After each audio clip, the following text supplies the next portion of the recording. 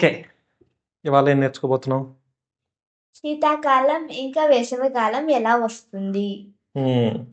Summer and winter ఎందుకు వస్తాయి, seasons ఎలా ఏర్పడతాయి అనేది ఇవాళ డిస్కస్ చేయబోతున్నాం.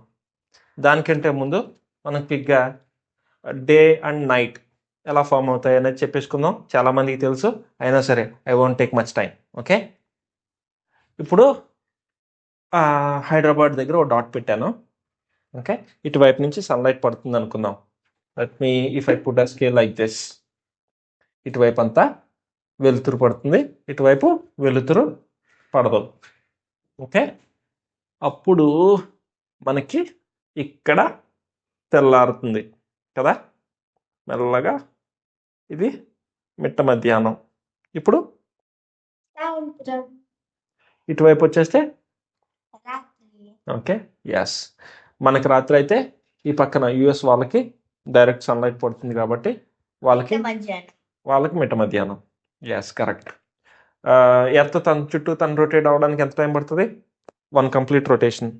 ఒక్క రోజు అంటే ఎన్ అవర్స్? 24. Yes, correct. ఇప్పుడు అది day and night.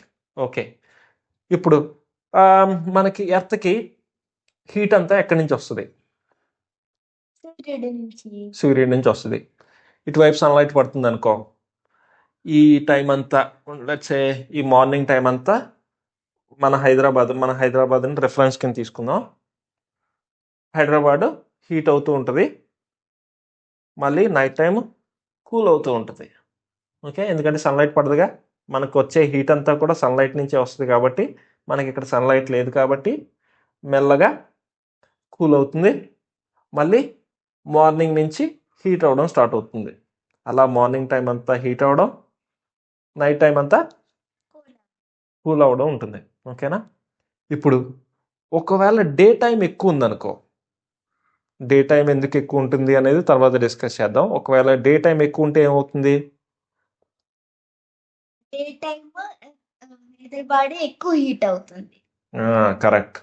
So for example ఎగ్జాక్ట్గా హాఫ్ అనుకున్నాం అనుకోండి, 12 hours day time, 12 hours night time అనుకుంటే రెండు ఈక్వల్గా చల్లబడడం లేకపోతే వేడవడం ఉంటాయి. కానీ లెట్స్ సే 14 అవర్స్, ఒక 2 అవర్స్ ఎక్స్ట్రా డే టైం ఉందనుకుందాం, అప్పుడు ఎక్కువ వేడవడం, తక్కువ చల్లబడడం జరుగుతుంది. అప్పుడు దాన్ని మనం సమ్మర్ అంటాం.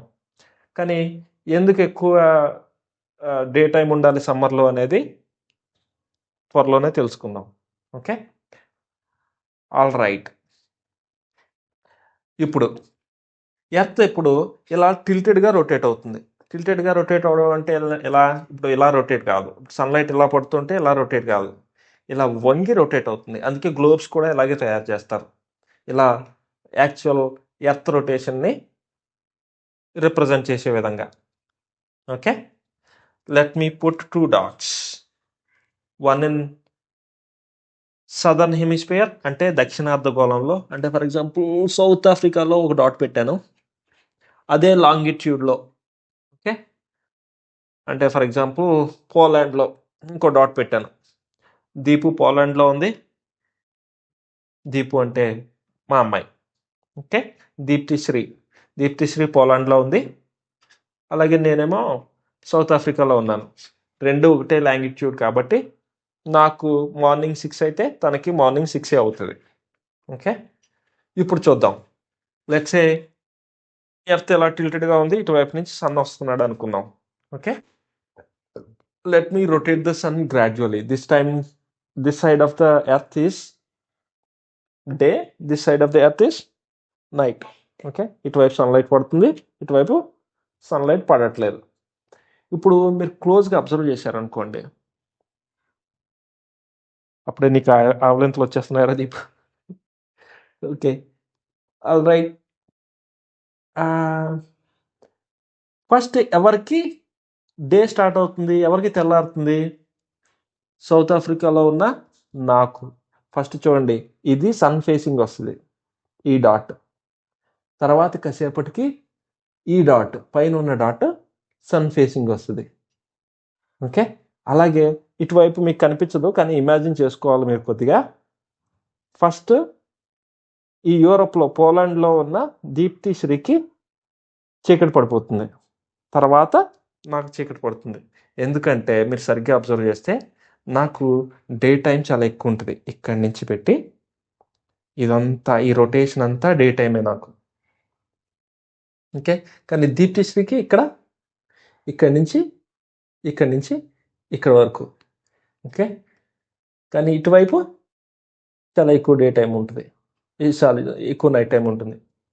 ఓకే, అందుకని ఈ టైంలో ఎర్త్ ఈ విధంగా టిల్ట్ అయి ఉండి సన్కి ఈ ఫేసింగ్ ఉన్నప్పుడు, ఓకే, అంటే దక్షిణార్ధ భాగం ఈ సదర్న్ హెమిస్ఫియర్ సన్ వైపు కొంచెం వరిగా ఉన్నప్పుడు ఇటువైపు డే టైం ఎక్కువ ఉంటుంది. ఓకే, నార్దర్న్ హెమిస్ఫియర్లో డే టైం తక్కువ ఉంటుంది. అందుకని ఇక్కడ ఎక్కువ హీట్ అవుతుంది, తక్కువసేపు చల్లబడుతుంది. అందుకని ఇక్కడ సమ్మర్, మనకి వింటర్. అందుకే మనకి వింటర్ అయితే అంటే నార్దర్న్ హెమిస్ఫియర్లో ఉత్తరార్ధగోళంలో సమ్మర్ అయితే ఇక్కడ వింటర్, ఇక్కడ వింటర్ అయితే ఇక్కడ సమ్మర్. అంటే ఇప్పుడు మనం డిసెంబర్లో ఉన్నాం కదా, మనం డిసెంబర్, ఇక్కడ వింటర్. ఇదే టైము ఆస్ట్రేలియాలో ఇప్పుడు మ్యాచెస్ జరుగుతున్నాయి, ఇండియా ఆస్ట్రేలియా మ్యాచెస్ జరుగుతున్నాయి, వాళ్ళకి యాక్చువల్గా సమ్మర్. ఓకే, మీరు ఈ ఎర్త్ని మళ్ళీ అలాగే అలా తన చుట్టూ తాను తిరుగుతూ సూర్యుడి చుట్టూ తిరుగుతుందని నేర్చుకున్నాం కదా, అలాగే సూర్యుడికి అటువైపుకి వెళ్తుంది, టిల్ట్ మాత్రం ఇలాగే ఉంటుంది. అప్పుడు సూర్యుడు ఈ పక్కకు వస్తాడు కదా, అప్పుడు ఈ ఉత్తరార్ధగోళం సూర్యుడి వైపు ఒరిగి ఉంటుంది, అవునా? అప్పుడు మీరు సేమ్ మళ్ళీ అప్లై చేశారనుకోండి. ఓకే, సూర్యుడు ఇటువైపు ఉన్నాడు కాబట్టి ఫస్ట్ ఎవరికి చీకటి పడుతుందో చూడండి, ఇక్కడ కరెక్ట్గా హార్ష్. ఆల్ రైట్, ఓకే, ఇటువైపు సన్లైట్ పడుతుందా? ఓకే, ఫస్ట్ ఈ సౌత్ ఆఫ్రికా వాళ్ళకి చీకటి పడిపోతుంది. ఓకే, తర్వాత కాసేపటికి ఈ యూరోప్లో ఉన్న వాళ్ళకి చీకటి పడుతుంది. ఓకే, అంటే ఎవరికి ఎక్కువ డే టైం ఉంటుంది? యూరోప్ వాళ్ళకి ఎక్కువ డే టైం ఉంటుంది. అంటే ఈ నార్దర్న్ హెమిస్ఫియర్లో, అంటే మనకి ఈ టైంలో సమ్మర్. ఓకే, ఆ టైంలో ఈ సౌత్ ఆఫ్రికా లేకపోతే ఆస్ట్రేలియా ఈ ప్లేసుల్లో సదర్న్ గ్లోబ్లో ఉన్న వాళ్ళకి వింటర్. ఓకే, అదే యాక్చువల్ రీజన్.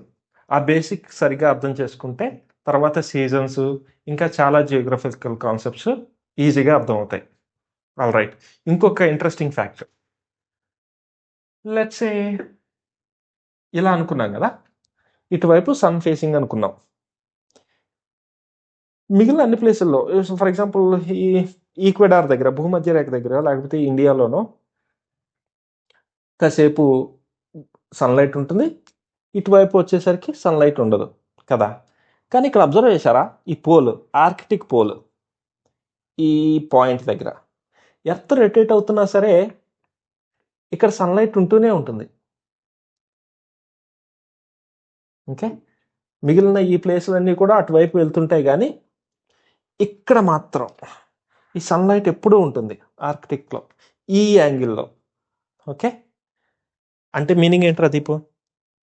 అంటే ఇక్కడ ఎప్పుడు హీట్ అవుతూ ఉంటుంది and half the year it doesn't have any coolness or night, and here it's always cold.